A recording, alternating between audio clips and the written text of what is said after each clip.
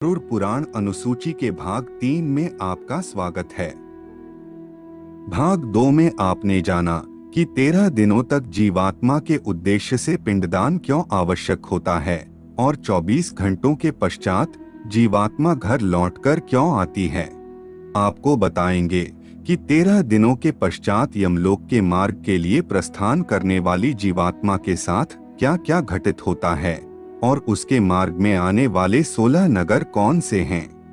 13वीं के बाद जीवात्मा एक हाथ लंबा शरीर धारण करके भूख प्यास से पीड़ित यमदूतों के द्वारा महापथ यानी यमलोक के मार्ग पर चलाई जाती है। जो जीवात्मा पापी होती हैं, उनका मार्ग शीत, ताप, नुकीला, मांस खाने वाले जंतुओं से भरा और अग्नि से पर्याप्त होता है, और जो पुण्यकारी और सुकृति होते हैं उनका मार्ग सब प्रकार से सौम्य होता है। उनको उस मार्ग में कोई कष्ट नहीं होता। भूख और प्यास से पीड़ित उस जीवात्मा को नित्य यमदूत अत्यधिक दुख देते हैं। प्रतिदिन वह उस प्रेत यानी जीवात्मा को 247 योजन चलाते हैं एवं यमदूतों के पाश से बंधी और हा हा करके विलाप करती हुई वह जीवात्मा अपने घर को छोड़कर दिन और रात चलकर यमलोक पहुंचती है। उस महापथ में पड़ने वाले प्रसिद्ध नगरों के शुभ और अशुभ भोग प्राप्त करते हुए वह यमलोक को जाती हैं। इस मार्ग में क्रमशः याम्यपुर, सौरिपुर, नगेंद्र भवन, गंधर्व नगर, शैलागम, क्रौचपुर, क्रूरपुर, विचित्र भवन, बहवापद, दुखद, नानाक्रंदनपुर, सुतप्त भवन, रौद्र नगर, पयोवर्षण, शीताढ़्य और बहुधर्म भीति भवन नामक प्रसिद्ध नगर हैं। 13वीं के दिन यमदूत प्रेत को उस मार्ग पर उसी प्रकार से पकड़कर ले जाते हैं जिस प्रकार मनुष्य बंदर को पकड़कर ले जाता है। उस प्रकार से बंधा हुआ वह प्रेत चलते हुए नित्य हा हा का करुण विलाप करता है। वह कहता है कि मैंने किस प्रकार का कर्म किया है जो ऐसा कष्ट मैं भोग रहा हूँ। वह यह भी कहते हुए चलता है कि यह मनुष्य योनि कैसे प्राप्त होती है। मैंने इसको व्यर्थ में ही गवा दिया है। प्राणी इस मनुष्य योनि को बहुत बड़े पुण्य से प्राप्त करता है। जब यमदूत उसको अत्यधिक पीड़ित करते हैं तो वह बार बार अपने पिछले शरीर द्वारा किए गए कर्मों का स्मरण करता हुआ यह कहता है कि सुख दुख का दाता कोई दूसरा नहीं है। जो लोग सुख दुख का दाता दूसरे को समझते हैं वे कुबुद्धि होते हैं। जीवात्मा सदैव पहले किए गए कर्मों का भोग करती है। मैंने न दान दिया है, न अग्नि में आहुति डाली है, न हिमालय पर्वत की गुफाओं में जाकर तपस्या की है और न ही गंगा के परम पवित्र जल का सेवन किया है। मैंने जो कुछ भी किया है उसी का फल मैं भोग रहा हूँ। इसी प्रकार जब कोई स्त्री इस महापथ पर लाई जाती है तब वह भी विलाप करते हुए कहती है कि मैंने पति के साथ रहकर उन्हें कभी सुख नहीं दिया है और न ही उनके मर जाने के पश्चात उस वैधव्य व्रत का ही पालन किया है, अतः जो कुछ नहीं किया है उसका फल मैं भोग रही हूँ। मैंने मासिक धर्म अथवा चंद्रायण व्रत के नियमों से इस शरीर का शोधन भी नहीं किया। स्त्री का शरीर बहुत से दुखों का पात्र होता है। पहले किए गए बुरे कर्मों के अनुसार मैंने इसे प्राप्त किया और इसे भी व्यर्थ में गवा दिया।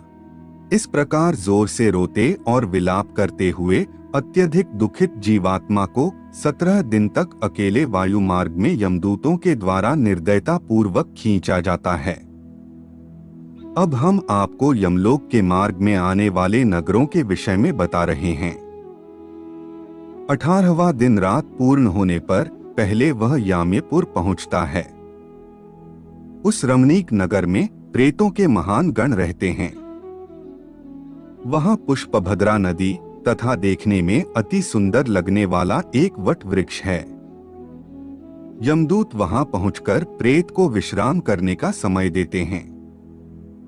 वहां पर प्रेत दुखी होकर अपनी स्त्री और पुत्र आदि सगे संबंधियों से प्राप्त होने वाले सुखों का स्मरण करता है।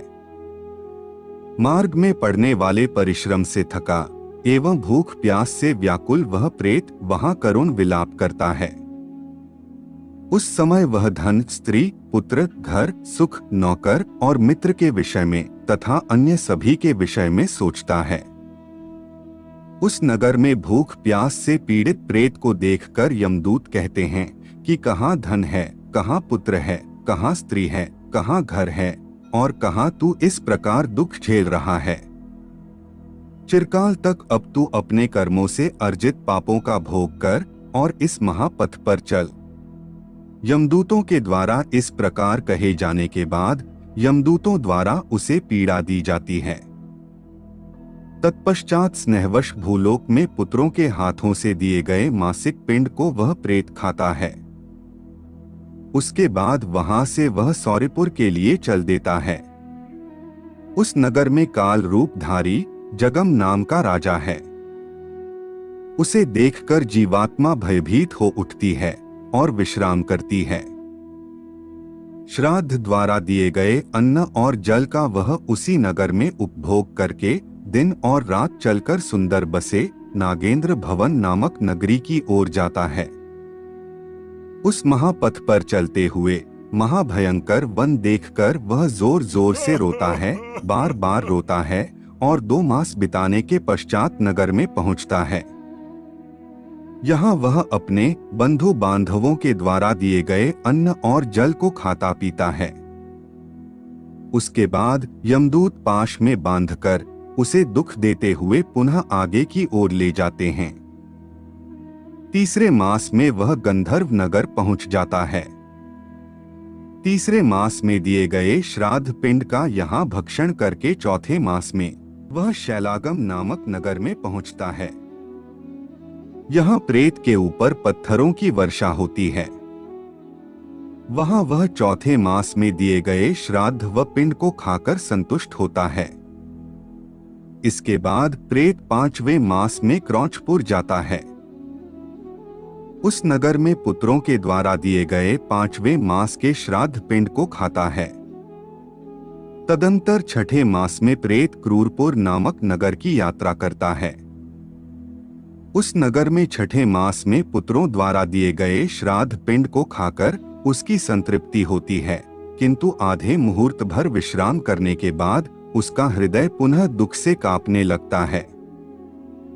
यमदूतों से तर्जित होकर वह प्रेत उस पुर को लांघकर विचित्र भवन की ओर प्रस्थान करता है, जहां का राजा विचित्र है और यमराज का छोटा भाई सौरी ही यहाँ के राज्य पर शासन करता है। यमदूतों के द्वारा कष्ट दिए जाने पर वह प्रेत उस विचित्र भवन में श्राद्ध पिंड का उपभोग करता है। हमारी आज की प्रस्तुति यहीं समाप्त होती है। इससे आगे हम आपको गरुड़ पुराण के भाग 4 में बताएंगे।